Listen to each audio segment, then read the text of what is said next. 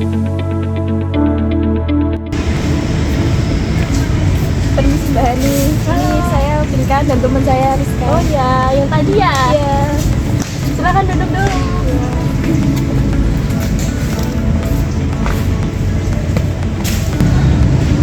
Nah, jadi gini Mbak Hani, kan Mbak Hani kan sebagai promotor kesehatan, sedangkan kami kan mahasiswa biasa yang belum mengerti nih apa sih hipertensi itu, mengenai hipertensi. Kan kami kan juga kenal hipertensi kan dari desas-desus warga masyarakat.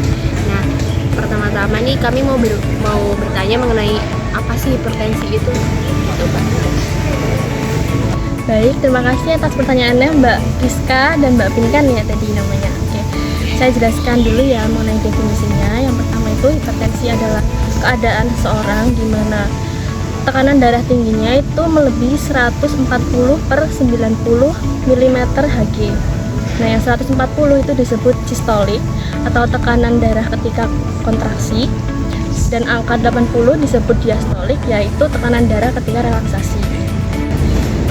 Oh, jadi seperti itu ya Mbak Hani mengenai pengertian dari hipertensi. Nah, saya juga ingin bertanya nih mengenai apa sih penyebab utama hipertensi? Karena kan biasanya penyebab hipertensi itu banyak sekali ya Mbak faktornya. Nah, untuk penyebab utamanya itu apa sih? Nah, faktor penyebabnya itu ada beberapa. Yang pertama itu karena faktor keturunan atau genetik. Yang kedua karena kurangnya aktivitas fisik yang dilakukan.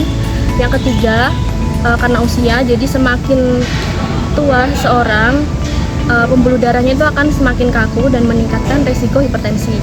Dan yang terakhir yaitu karena pola makan yang buruk, yaitu karena banyak makan makanan garam, kemudian minum minuman manis, makan jeroan, dan juga gorengan.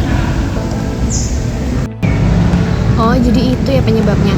Nah, lalu Mbak, kalau misalkan gejalanya nih, kan biasanya kan orang hipertensi itu kadang ada yang tidak memiliki gejala, atau biasanya gejalanya tuh cuman kayak pegal di belakang leher atau kepala terasa berat. Nah, ada nggak sih gejala lain selain gejala itu gitu?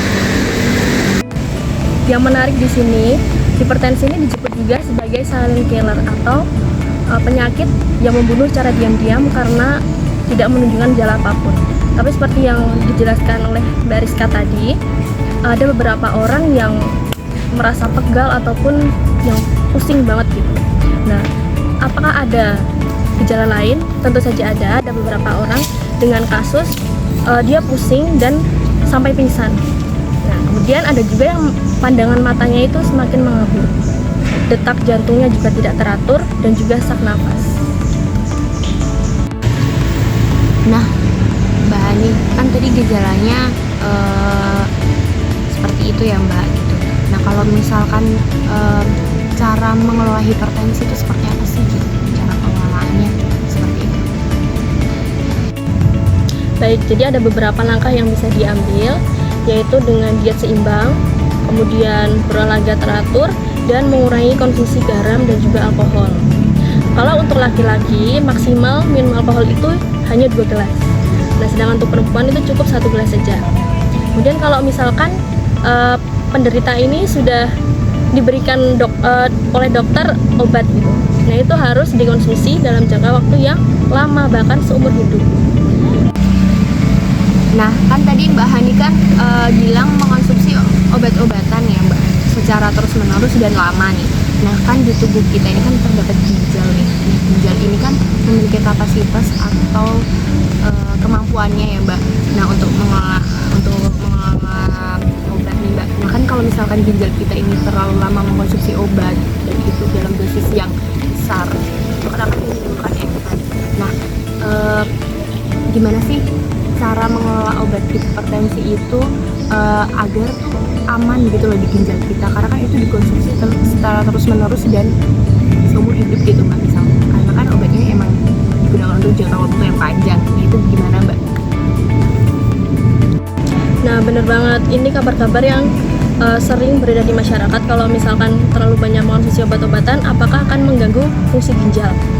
Nah, sebenarnya peran dari obat penurun hipertensi itu benar-benar sangat penting, Karena kalau misalkan penderita yang dia ini sebenarnya sudah masuk ke penderita hipertensi, tapi dia kok membiarkan aja gitu, nggak minum obat, nggak merubah pola hidupnya, aktivitas hidupnya seperti apa, jadi dia cuek aja, itu malah akan berbahaya bagi fungsi jantungnya, bahkan bisa menyebabkan gagal ginjal dan juga stroke. Oh iya Mbak, ini aku mau tanya nih. Jadi kalau misalkan kita benar-benar ingin bebas nih dari penyakit hipertensi nih, nah apakah kita tuh harus ya sudah nggak usah mengkonsumsi garam gitu? Secara ya udah benar-benar nggak usah mengkonsumsi garam itu? Apa kayak gitu? Oh ya jangan, soalnya kan garam itu mengandung natrium yang dibutuhkan oleh tubuh kita, yaitu untuk menjaga keseimbangan cairan. Nah, sebaiknya dibatasi dengan mengkonsumsi maksimal itu 2000 mg per hari. Oh iya Mbak, ini yang terakhir ya Mbak Hani. Untuk makanan yang baik yang harusnya kita konsumsi sebagai penderita hipertensi itu apa sih gitu? Nah, ini pertanyaan yang sangat bagus Mbak Rizka. Jadi apa sih yang perlu dikonsumsi oleh penderita hipertensi? Itu pertama sayur-sayuran hijau. Kemudian kalau untuk buah-buahannya itu semangka, timun, terus juga alpukat. Terus ada lagi seperti wortel, labu, tomat, itu juga bagus untuk penderitanya. Dari tadi Mbak Rizka terus ya yang tanya, Mbak Bin, ada yang mau ditanyain nggak? Cukup Mbak Hani. Ya udah, terima kasih ya Mbak atas waktunya yang diberikan oleh Mbak Hani dan serta materi yang Mbak Hani berikan. Kalau gitu terima kasih Mbak. Terima kasih ya, dadah.